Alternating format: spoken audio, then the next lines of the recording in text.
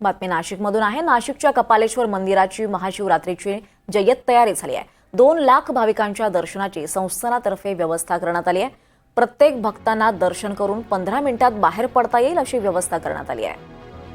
भक्तांसाठी उद्या महाशिवरात्रीनिमित्त सकाळी 4 वाजल्यापासून ते सलग 24 तास हे मंदिर खुलं राहणार आहे। विशेष म्हणजे यावर्षी रुद्राक्षासह महाप्रसादाचा देखील लाभ भाविकांना मिळणार आहे।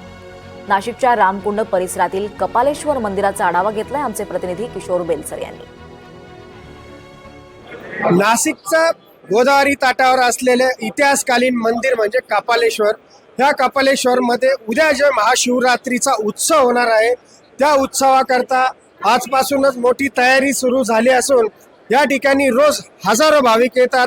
नाशिकसह संपूर्ण भारतभरातून या ठिकाणी भाविक येत असतात आणि दरवर्षी महाशिवरात्रीला मोठा उत्सव या ठिकाणी होत असतो। या उत्सवाला साधारण 1.5 ते 2 लाख भाविक येत असतात आणि या उत्सवाची तयारी मोठ्या प्रमाणात सुरू असून गोदावरीच्या तटाशी असल्यामुळे या ठिकाणावरून पश्चिमेच्या दरवाज्यावरून भाविक येतील आणि दक्षिण आणि उत्तरेकडे हे भाविक जातील अशी व्यवस्था करण्यात आलेली आहे।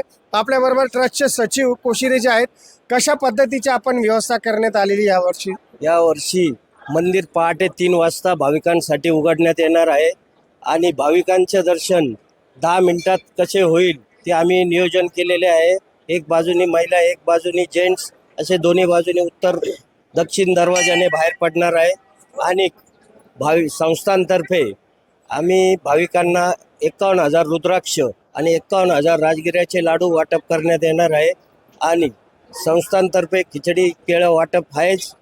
सर्व भाविकांनी याचा लाभ घ्यावा अशी विनंती करतो। सर्व भाविकांनी लाभ घ्यावा आणि सहज या ठिकाणी नाशिककर जे असतील त्यांनी जेव्हा पश्चिमेच्या दरवाज्यातून येतील तर 10 मिनिटातच बाहेर पडतील अशी व्यवस्था या ठिकाणी करण्यात आलेली आहे।